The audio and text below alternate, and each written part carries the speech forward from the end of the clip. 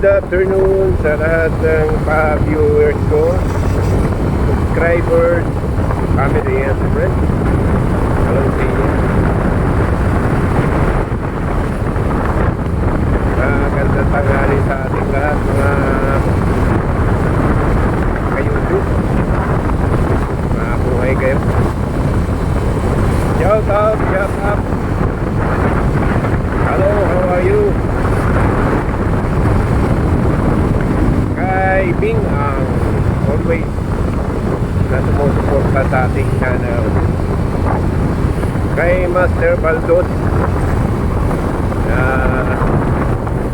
laging nandyan, ating Master Black PH na nagtulong sa atin sa pag-writing. Thank you very much, Master.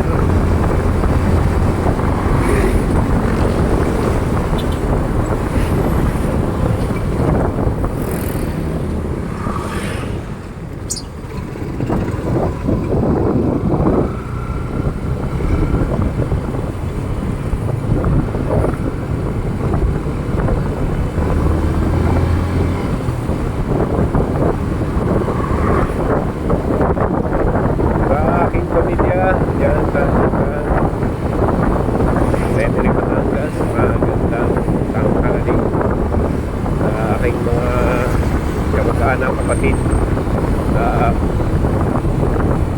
Campamento mula Oriental Mindoro.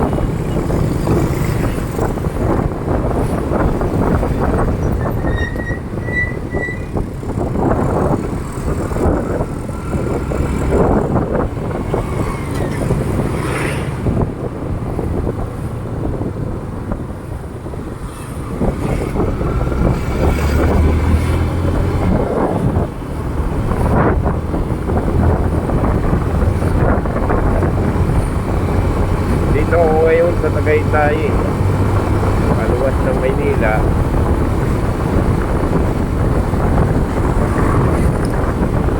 Sobrang init ng ating biyahe. May pasok tayo mamayang gabi.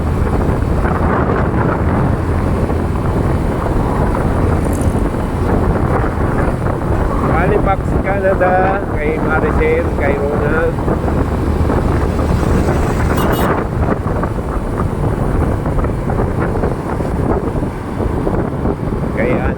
kay Inay Ibing. Hello sa inyo dyan, sa mga kaibigan nyo dyan. Sa Spain, kay Tuntay, kay Bel, kay Jayden. Hello sa mga kasama nyo dyan, mga katrabaho, mga OFW. Hello sa inyo. Sa Dubai, kay Melody Didores. Hello.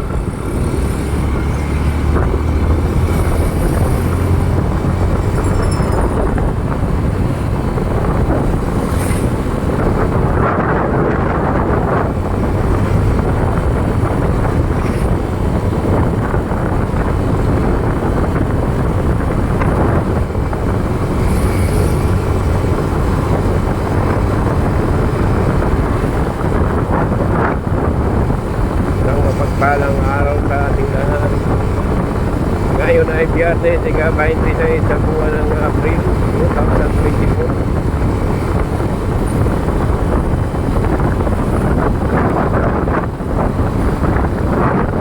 Biyahe tayo ng Maynila. Tanghalian.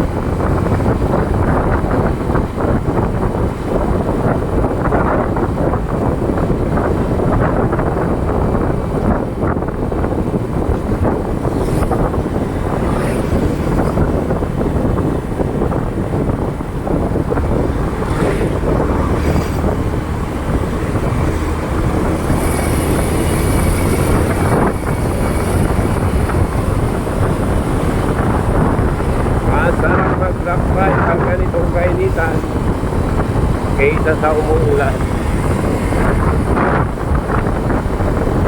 Umuulan, patang-pata tayo sigurado. Dito, pawis lang. Okay na.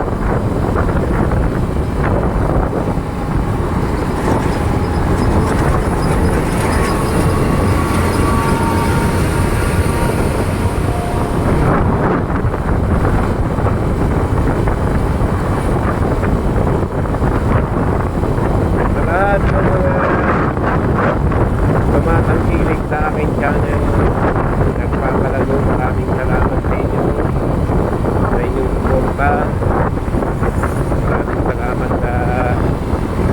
bahala. Medyo nagkakaroon na tayo ng mga viewers ulit. Medyo nawala tayo ng viewers dahil nasira yung cellphone ko dati. Hindi tayo nakapag-upload na nag-upload.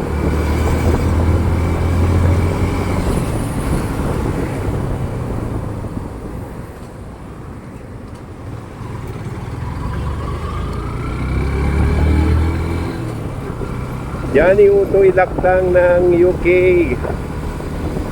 Hello sa iyo, Master. Master Johnny Utoy Lakdang. Tayong pamilya dyan. Ingat kayo. Mga kaibigan, yung mga Pilipino rin dyan. Hello sa inyo, mga buhay.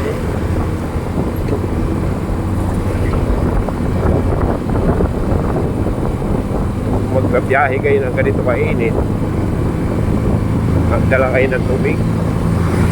Kaya kung aalis lang kayo ng bahay, mas maganda magdala kayo ng tubig, dala kayo ng payong, kahit kaunting pananggalang sa init. Mahirap talaga ang buhay pag ganito ang sitwasyon. Malakas lang na katawan talaga yung pwede na magbabad sa initan. Kaya yung mga ano natin, mga kababayan natin na nagtatrabaho sa mga maiinit na lugar, aray, salubat sa inyo. Talagang napakatibay ng inyong katawan.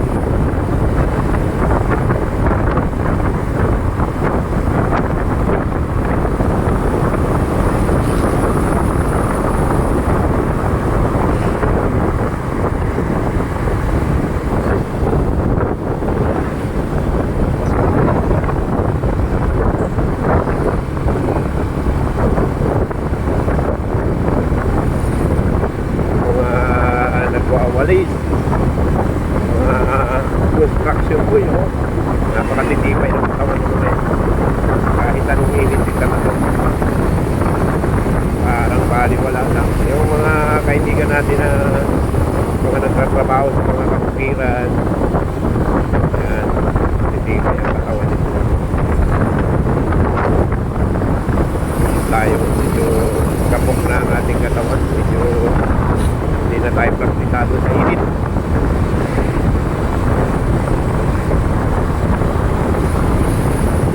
Kaya kung kayo sa tingin nyo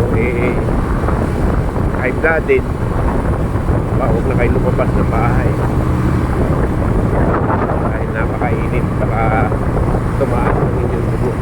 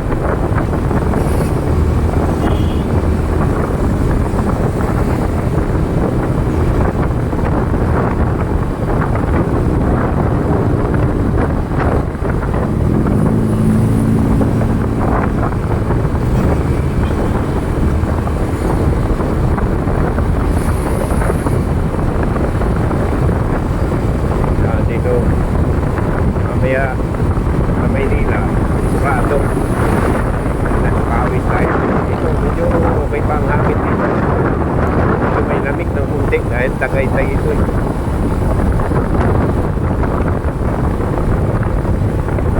Kulay na naman ang itim na naman ang kulay ng ating balat sa Paraso. Mula-mula na maitim dahil sobrang init.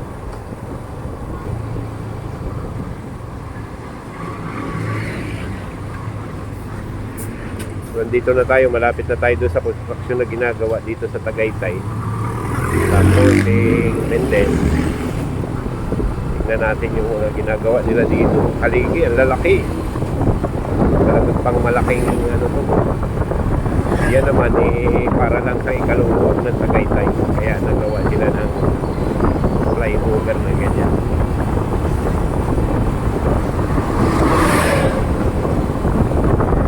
Yan. Yan na agad yung traffic. Sinasabi ko na construction. Talagang mainit. Mabababad tayo ngayon dito sa init.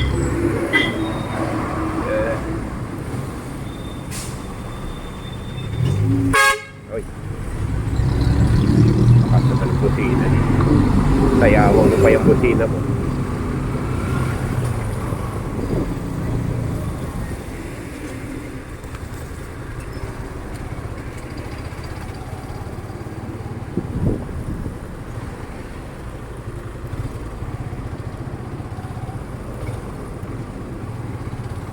Ayan na. So, nagkaroon din sila ng pagtibag dito sa gilid. Oh. Gagawin din nila pala itong ano. Pinaluwag din nila dito sa gilid. Yan. Yung mga haligi dito, yan. Matataas na yung iba. Yan. Yung mga heavy equipment nandito sa gilid. Pinaluluwag din pala nila ito. Maraming madadaanan. Ayan yung mga ano nila, mataas na. Ayun, yung isa, yung pinakamataas. Pag ginawa ito, itong mga kuryente na to, itataas din sigurado ito.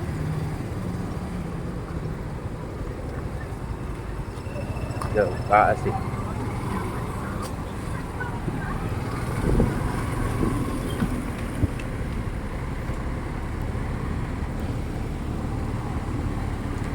Siguradong itong flyover na gagawin na to, malawak to, malaki. Yan, taas.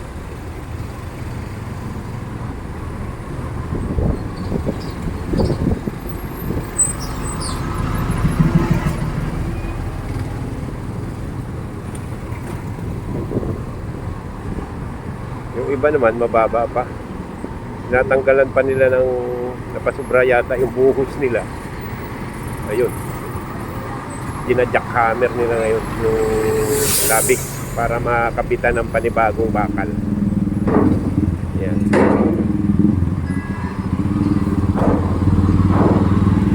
Ang tawag ka dyan sa yan. Ganyan ang pang tek-tek nila para madugtong ang bakal.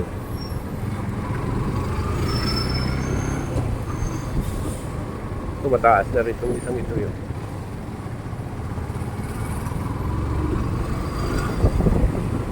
Dahil yan, kaya nilagyan ng ganyan. Marami kasing establishment dito sa Tagaytay. Yung mga may mga pumaparadang sasakyan nagkakaroon ng traffic. Kaya ginawa ng ganyan para lumampas doon sa establishmento na nasa gilid ng kalsada. So yun muna ang update natin sa ano, construction dito sa Tagaytay Crossing Business. Hindi pa masyado, hindi pa ginagawa ng daan.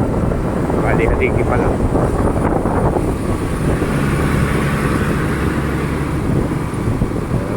Lagi natin yung i-videohan para mai-update natin sa mga nanonood na kung sakaling pupunta sila dito sa Tagaytay. Alam nilang may ginagawang ano dito, magpupos yan ng traffic kung sakaling pupunta kayo, saka kayo, bakit ang traffic. Isa yan sa dahilan bakit nag-traffic dito sa Tagaytay.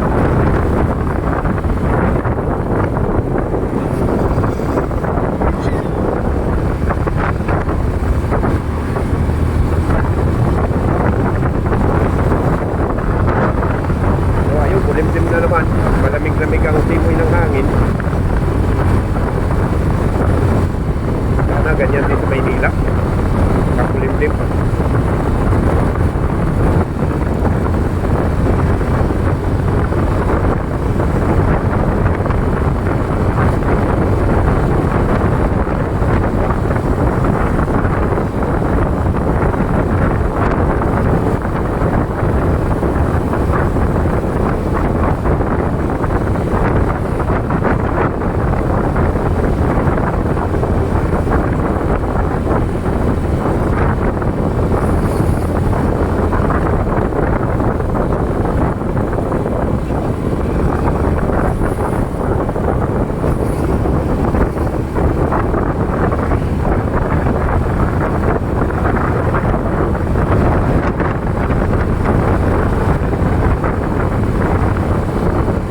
natin ang video hanggang doon sa may Ulipares.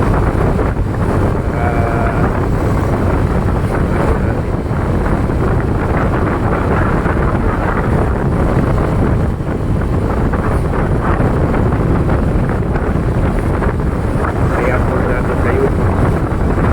May video tayo. Video travel natin dito sa Tagaytay.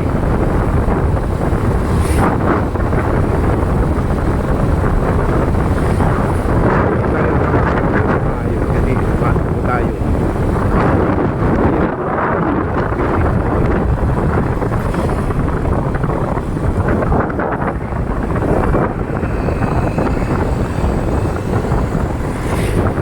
Taas na rin ang mga building dito.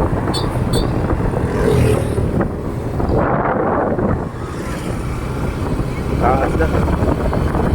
May mga pine tree din sa paligid. Isa yan sa mga nagpapalamig dito.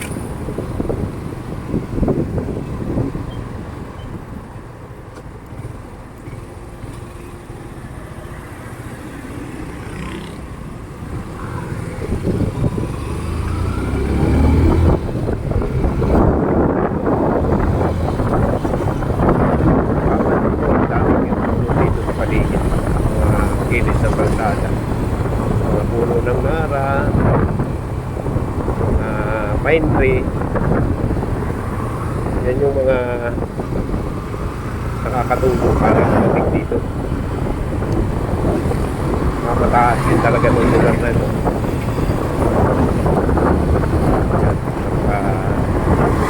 Ganda. Hindi nakakapag-view din eh. Ganda din eh.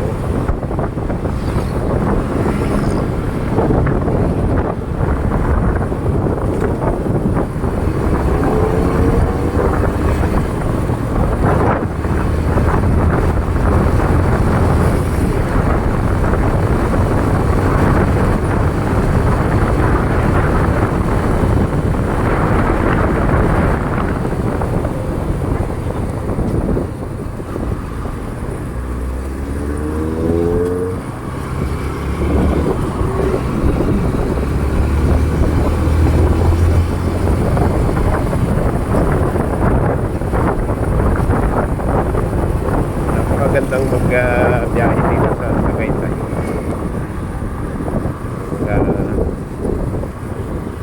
Kaya lang kung ikaw ang driver, hindi rin maganda kasi nakapokus ka sa kalsada eh. Mga magagandang tanawin dito, hindi mo masyado matututukan ng paningin. Kasi nakapokus ka sa kalsada.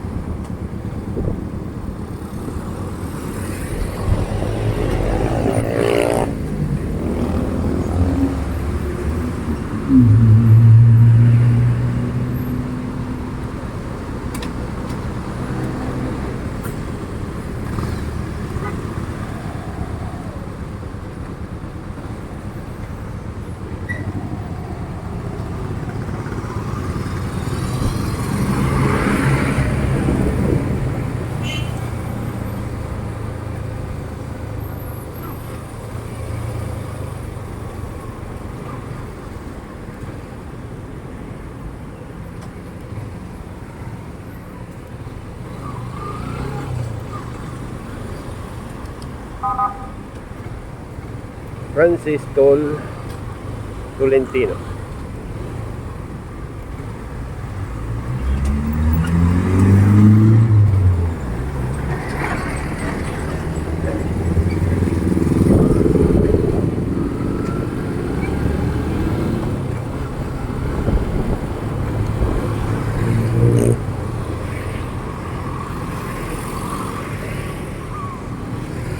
Ayan, nandito na tayo sa Olivares. Maya-maya puputulin na natin yung ating video. Kainit.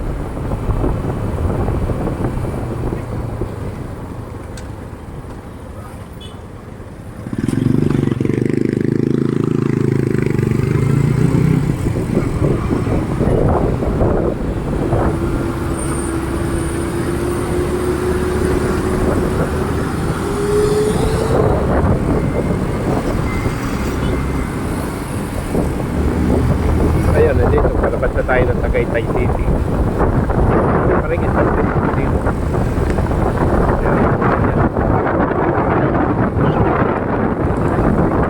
Ayan, isang dito.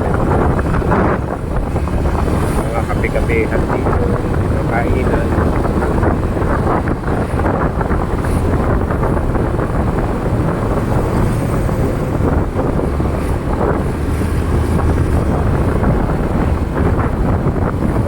Lang dito sa Tagaytay pag pupunta kayo, hindi mas traffic, mga tanghali yan. Pero kung pupunta kayo dito ng hapon, naku, talagang ang traffic dito ay inam.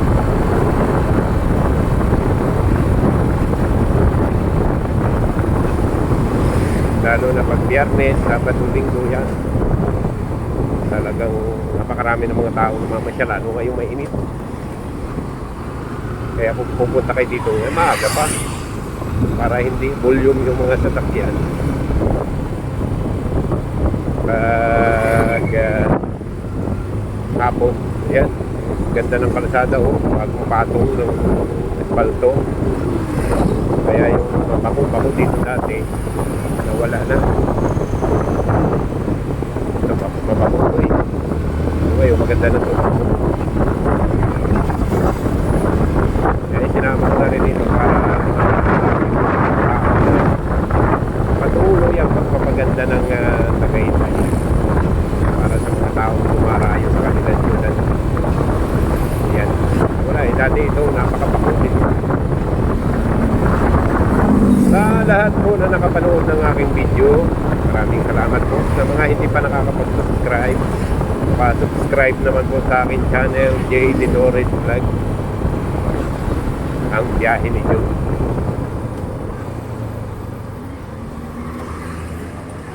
Muli, salamat po. At tapusin ko na ang aking video.